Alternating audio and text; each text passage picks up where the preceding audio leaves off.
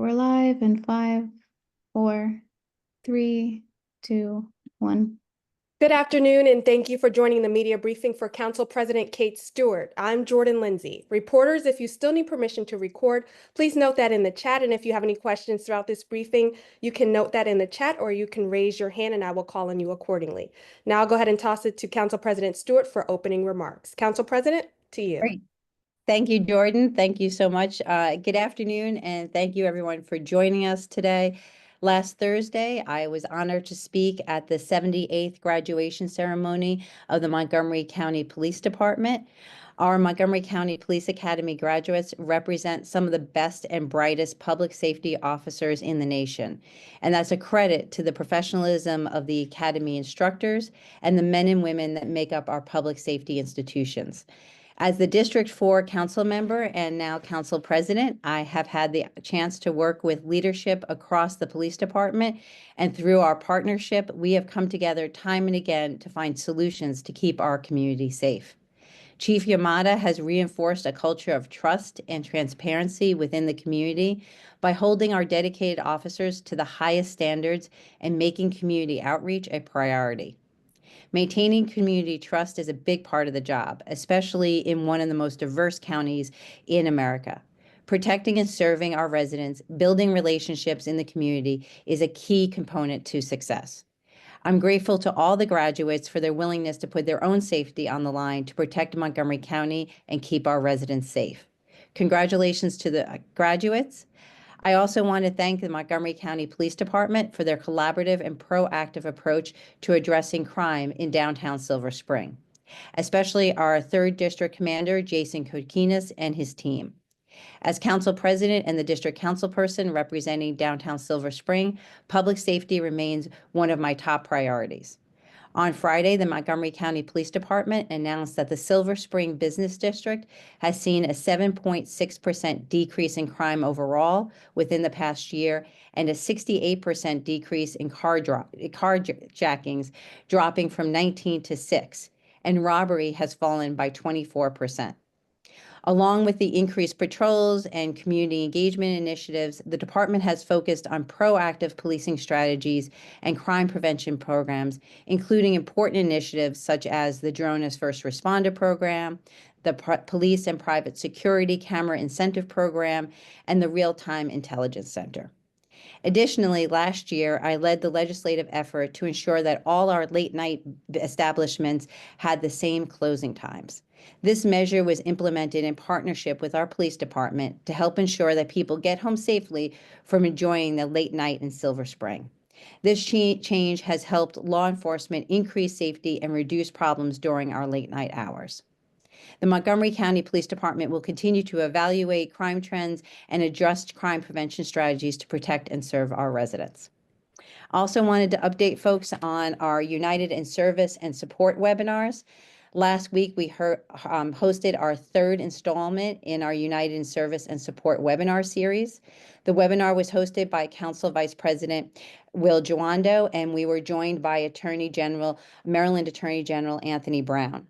The webinar provided an overview of the actions Attorney General Brown and his team are involved in as they work to protect Marylanders and recent illegal orders issued by the Trump administration.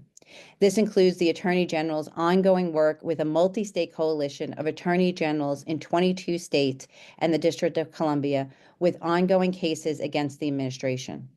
He also answered questions from residents, many of whom are former federal employees, on actions they can take in the courts if they feel they were unlawfully terminated or impacted by the administration.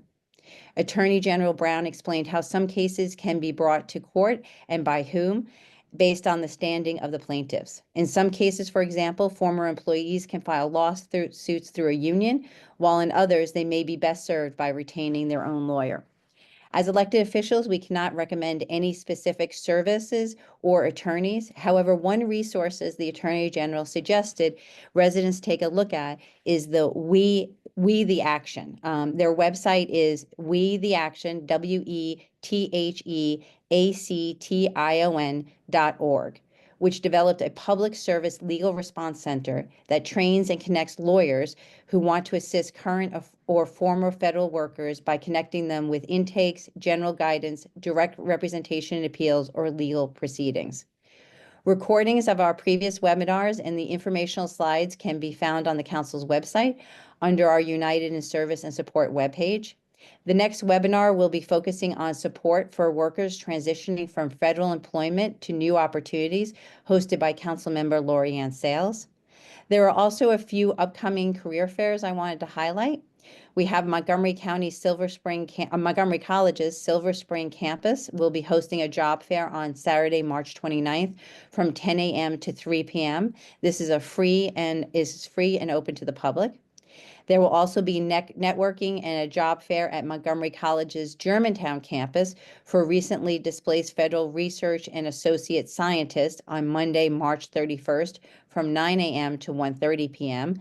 Though this event is in high demand and there is a wait list. The other event is the WorkSource Montgomery hosting a job fair at Montgomery College's Rockville campus on Thursday, April 3rd from 11 a.m. to 2 p.m. And our recreation department is also hosting 2 job fairs this weekend and hosting additional job fairs on April 6th and 11th.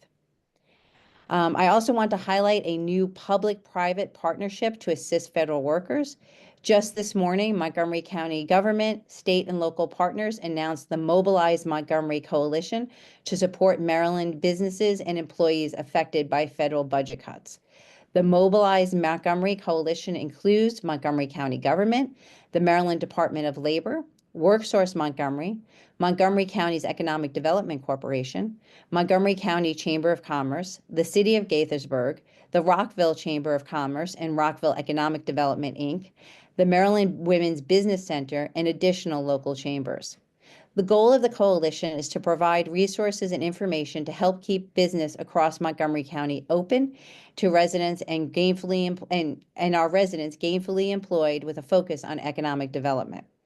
Through its newly created microsite, mobilizemontgomery.com, it's mobilize-montgomery.com, the coalition will serve as a centralized resource hub, ensuring that businesses, employees, and residents have access to critical information and the support they need. Designed to be a one-stop shop for resources, the microsite will feature webinars, job postings, and available business incentives. The microsite will enable local businesses to express their interest in participating in relevant events and provide interested residents and businesses the option of being notified about resources and upcoming events. This new collaboration among government and business leaders and workforce development organizations will provide guidance, resources, and support to help deal with the impact that these draconian federal cuts are having on our federal contractors and local businesses that fuel our economic engine here in Montgomery County. We know Montgomery County is home to more than 77,000 dedicated and hardworking federal employees, and county, state, and business leaders are committed to supporting our residents, federal contractors, and businesses during these uncertain and economically challenging times caused by the unpredictable and damaging barrage of federal funding cuts. I also want to talk about and update folks on the mental health resources. Unlike the persistent targeting, diminishing, and erasure of identities happening at the federal level, in Montgomery County, we are dedicated to affirming and honoring the unique identity of every individual and making sure they have the health and wellness services needed in a holistic way. Mental health is a central priority of my council presidency, and I recognize that addressing this critical issue requires collective effort and action. I had the pleasure of hosting a mental health convening at the East County Community Center with more than 130 providers and service professionals who work to deliver mental health services for Montgomery County.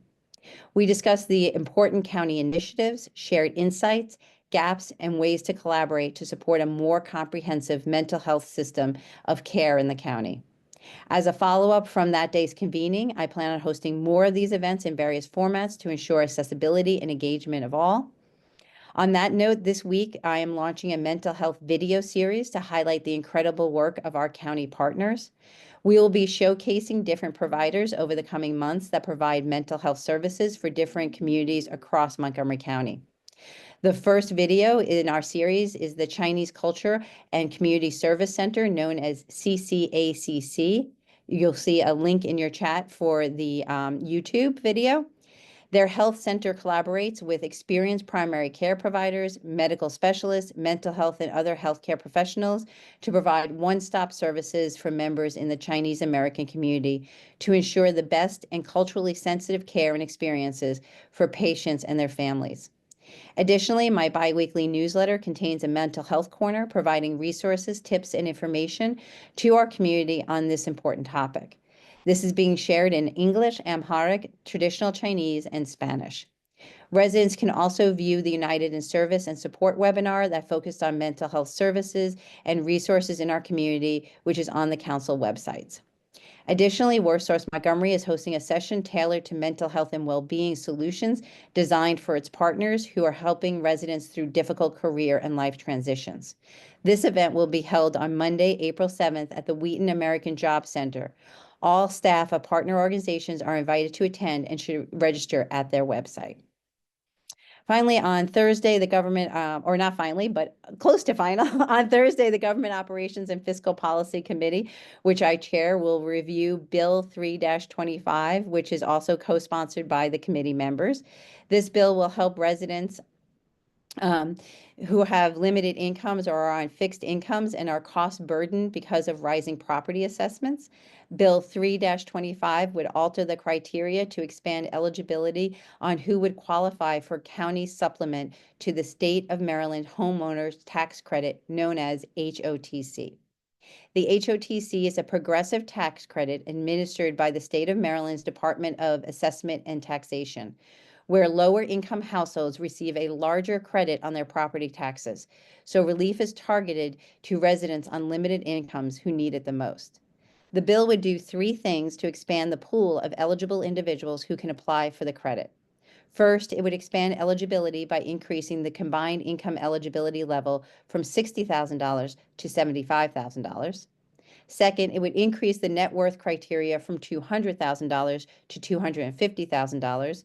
And finally, it would increase from $300,000 to $375,000 the assessed value upon which the credit would apply.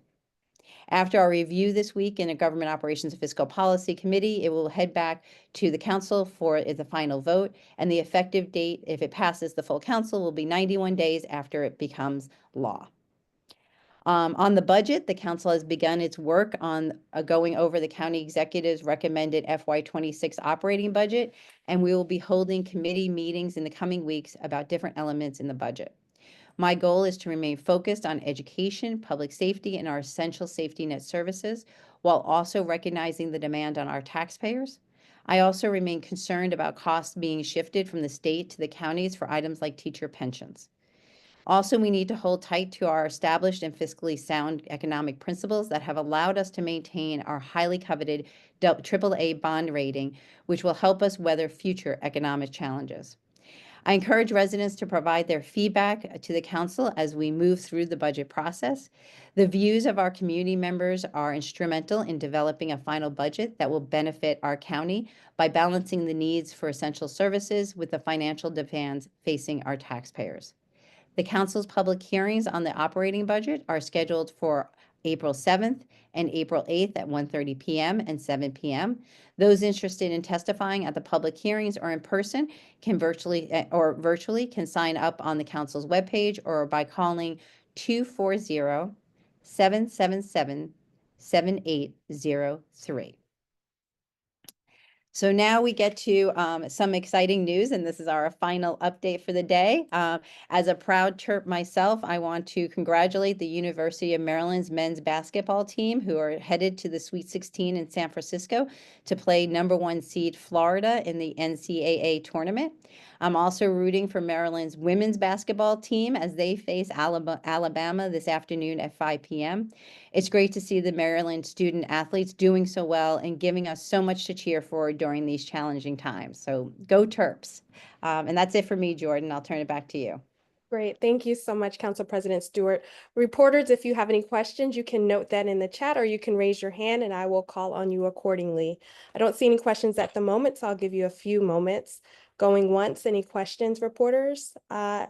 Jenny Bixby with Bethesda Today. Good afternoon, Jenny. Good afternoon, Jordan. Thank you. Hi, Council President Stewart. Thank you for elaborating on some of the details of the homeowners tax credit.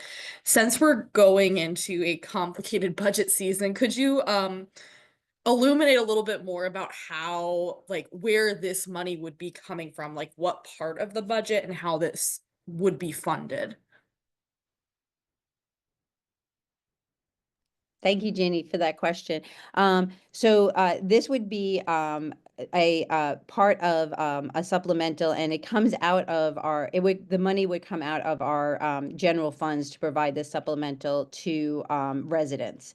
And we did get the fiscal statement just today, actually before we got on the call today to look at that, and the projection is about $5 million in the early years for this supplemental. But the reason we are moving this forward is because as we look at the cost of living in Montgomery County, and we've seen assessments go up a great deal, we know folks who are on fixed incomes or limited incomes can struggle sometimes as their assessments have gone up to pay their property taxes. And so the other thing is that here in Montgomery County, when we look at the costs, in general, we have higher costs than other places in the state of Maryland. And so when you look at programs like the Homeowners Tax Credit that is run through the state, many times it is appropriate that we look at the eligibility requirements and make sure that it really is targeting the people we need it to here in Montgomery County. Thank you. That was very helpful, especially to have those numbers. Thank you. Great. And I'm happy to follow up more with you on that as we move forward with it and look at it in government operations on Thursday. Great. Thank you, Jenny. Reporters, any other questions? Going once, going twice, 3 times? Okay, back to you, Council President. Thank you. Great. Well, that is all for me today. I hope everybody tunes in and cheers on the Lady Terps later this afternoon. And I look forward to seeing you all next week. Thank you.